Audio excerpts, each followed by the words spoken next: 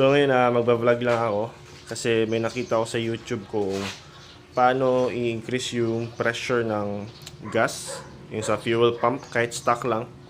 Nakita ko lang to sa YouTube at ngayon tatry kong gawin, tapos i-vlog ko na rin. Kasi yung motor ko naka open pipe to ay open muffler to Tapos stock lang yung ECU. So pupugak talaga siya. Ito, tingnan natin. Ay, pakinggan nyo.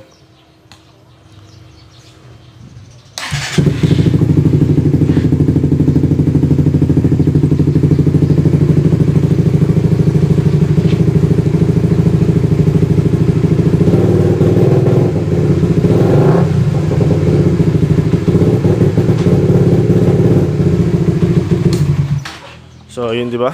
Sa 2K pataas na RPM or 2 to 3K RPM, pupugak talaga siya.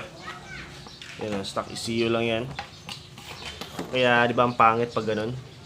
So, ngayon, tatanggalin natin yung fuel pump niya dito. So, yan.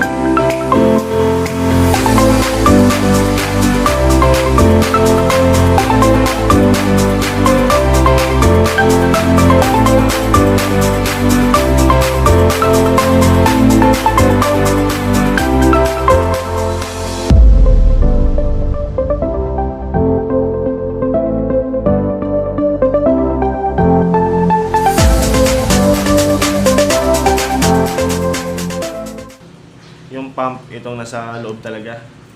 So, yan yung tatanggalin natin. So, unang tanggalin nyo is itong sa filter nya. Pag may nakita kayong nakaganto, ganyan, tulak nyo lang yan. Ito, gamit tayo nito. Baka mabungi. Yun. So, once natulak nyo yun, pwede nyo yung pihitin. Tapos, siguraduhin yung kuha yung O-ring. Importante yan, guys. Sunod natin tatanggalin is itong nakakabit dito. Medyo mahirap to kasi babalik to pag inangat mo. Tapos baka maputol pag sinagad mo. Dahan-dahan lang. So, itong tool, baka pwede to. Singit lang natin, pang lock. Tapos, try ulit natin.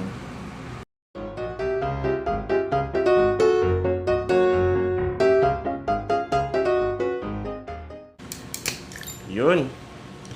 So, yun once natanggal na yun, guys, hugutin mo muna tong wire na pang pump para mabunot mo kasi hindi mo yun mabubunot pag mayroong wire.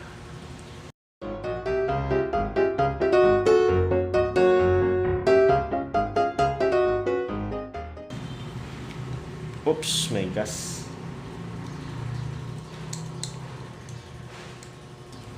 Okay guys, so yung tatakpan lang natin dito is yung butas na yan. Papakita ko. Etong butas na to. So ngayon tatakpan do yan para ma-fully maximize yung capacity ng pressure ng pump, okay? So gagawin natin, kuha tayo ng bolt, maliit na bolt, tapos sasaksak natin dyan. Okay guys, so may nakita akong bolt ito. So ayun, nagawa ko ng paraan para umiksi. So yan guys, lagyan natin ng teflon. Teflon.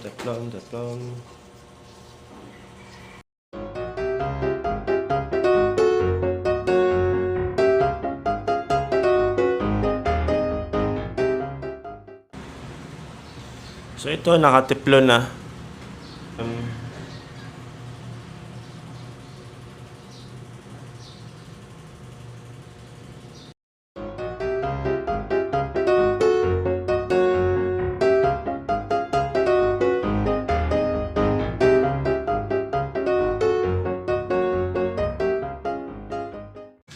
naikabit ko na ulit. Sunod na gagawin natin is si Papa, babalik natin sila ulit, okay?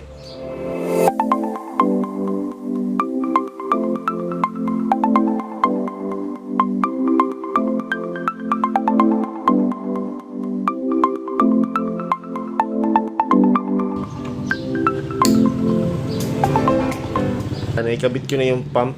So ngayon try natin start.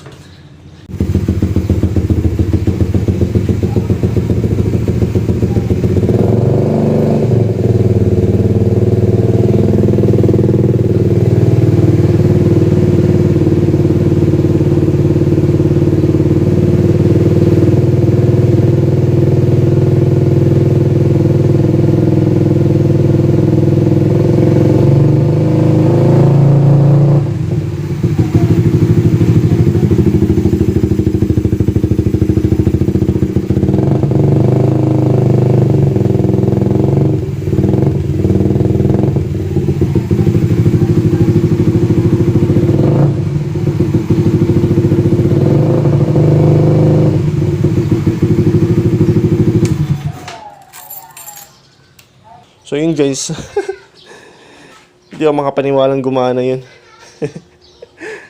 So yun lang yung technique guys. If nakita nyo sa video ko, so please like, share, and subscribe to my channel. At baka mag-share pa ako ng ibang tips tungkol sa R150 FI. So yun guys, update ko lang kayo sa susunod kung ano ba talaga ang resulta nitong ginawa ko, kung nakakasira ba or hindi, okay? So thank you for watching guys, bye bye.